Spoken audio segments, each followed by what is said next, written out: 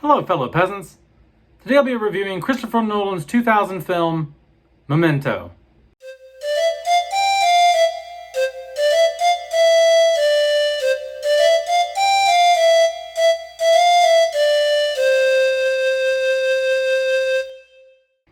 Okay, guys, so last night I finally sat down and watched Christopher Nolan's second film, Memento. This came out in 2000. He originally wrote the screenplay based on a short story that his brother had written. He thought it was a fascinating concept, and so they made the movie. What is Memento about? So it's basically about this guy. His wife was murdered, and in the process of trying to stop her murder, one of the assailants, he killed one of the assailants, but the other assailant pushed him into the bathroom mirror, basically hit his head real hard, he bled out, and now he has like some sort of amnesia where every like 10 to 15 minutes he like forgets like everything. I mean, like he basically remembers everything up to the point of the of his wife's murder, but on a daily basis he's constantly forgetting things, so he has to like tattoo himself, take photographs, write notes to remember how like the clues, because what he's trying to do is like, it's like a film noir. Like he's trying to capture and find and kill his wife's murderer, and the way that he can do that with amnesia is to constantly remind himself through tattoos and photographs and taking notes. So what do I like, what do I not like about Memento? What I like is how fresh and new the film still feels, even though it is 24 years old at this point. It's almost a quarter century old. You know, over 2 decades have passed, 2.5 decades have passed. And while I'm watching this, it's crisp, it's clean. It almost looks shot on digital. It looks so good. And even just the wardrobes, the cars, the interiors of buildings, nothing feels super dated while watching this. You know, clearly if you look hard enough, you can tell it's an older film, but it doesn't feel like it's from the late 90s, early 2000s period. So I like the cinematography here, very slick, nice, crisp, clean to look at. The acting in it is very, very good. I like, this is kind of like a more of a mixed thing. I like what he did in terms of having the color sequences play backwards while the black and white sequences played forwards, and they both meet at the end in a really fucked up way. That's very interesting, but very confusing at the same time. Like, it's a very hard film to follow. And I'm not quite sure that I understand it fully. So I do appreciate that way that he structured the film. It's not a completely 100% linear storytelling. I don't think I've ever seen this done before, where you're watching it go forward and backwards at the same time. So I haven't seen that before. That is original, although hard to follow.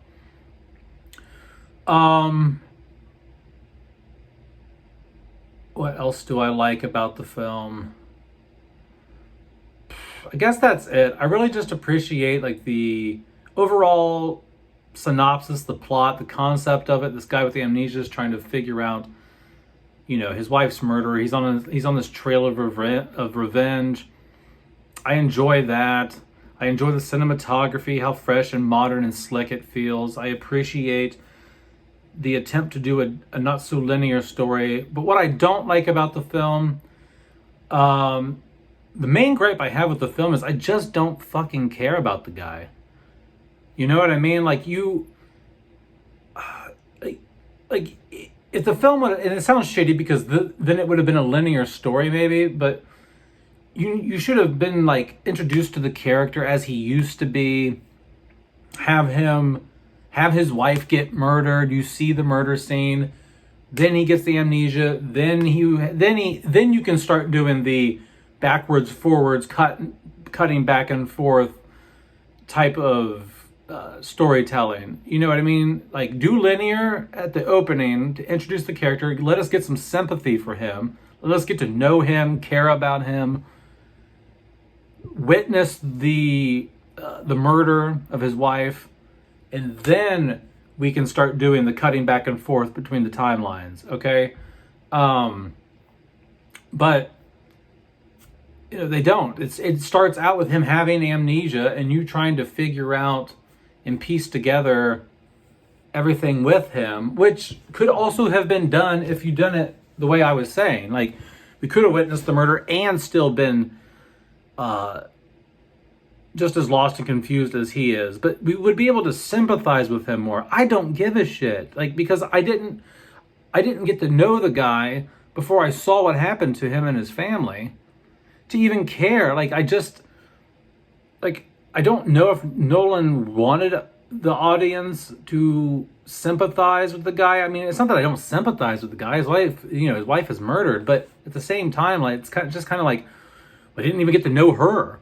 You know what I mean? Like, there's just no introduction to him or his wife as characters in this film that make you sympathize or care at all about whether or not really he figures it out. I mean, it's just, so between that and the back and forth editing of this, I just didn't find myself very invested in it. And like, especially with the revenge plot, you gotta want the revenge just as much as the character. You know what I mean? Like, when you watch The Patriot, you're like, oh, fuck yeah, we're gonna go kill some redcoats. We're gonna go kill the English, man. Like, they killed Mel Gibson's fucking kid. We gotta go get him. You know what I mean? Like, or Braveheart, or Taken. Like, they take his fucking daughter. You know what I mean? Like, and Liam Neeson has to go kill a bunch of dudes. Like, I just didn't feel that with this film. And for it being like a film noir revenge film, I just wasn't in the same position as a viewer that I am with Taken, Braveheart, The Patriot, Man on Fire. I just wanted to care about the guy, and I just couldn't. So, and the movie left off. I'm sure there's people who fully understand what happened in this film, and they can dissect it 5 ways from Sunday. But when the film ended, I was just kind of like, well, the guy said he was the lead cop or detective on his wife's murder case, and that he led him to John G, or whatever, Johnny B, or whoever the killer was. But he's like, you killed him a year ago and you forgot about it. So I've just been having you kill random people just to keep you happy. Because I know it keeps you happy to have a goal, have something to look forward to in life or something. And it's just kind of like, well, was that a fucking lie? Was that a lie? Like, you just never know, because the guy's got amnesia and they're constantly lying to him. It's just like, what do you believe? What do you not believe? So maybe I'm just fucking stupid and I don't understand the movie, and maybe I need to watch it like a couple more times. But I really don't understand the twist at the end. If the twist is that he had already killed the guy, and people have been using him and basically taking advantage of his amnesia to have him kill other people for them, because they're telling him that those people are his wife's murderer. I mean, that's okay, I guess, of a twist. I guess. I don't know. And then there was a video on YouTube I watched where it's like, no, the main character actually killed his fucking wife. Like, he gave her too many insulin shots when he had amnesia and killed her, or some I don't know. There was some shit about that too, or maybe he killed her. I don't know. All I know is it's confusing as shit. What would I rate Memento? On first viewing, I would probably give it like a 6.5 out of 10. Just based on the attempt to do the interesting cutting back and forth of the different timelines, you know, like how the story is simultaneously going forward and backwards to reach the same point, which is very interesting, and the cinematography, okay, and the overall concept. Like that will get it a 6.5. But just the fact that it's so hard to follow, and I really don't understand or know what to believe, what not to believe while watching it, which may be intentional, but I don't know. It wasn't my thing. Maybe I'll watch it again some other time, and maybe it'll click. I don't know, but I think I'm just too stupid for this one, guys. All right. Let me know down in the comments below what you guys think about Christopher Nolan's 2000 film, Memento. Have a good one, peasants. Peace out. Bye-bye.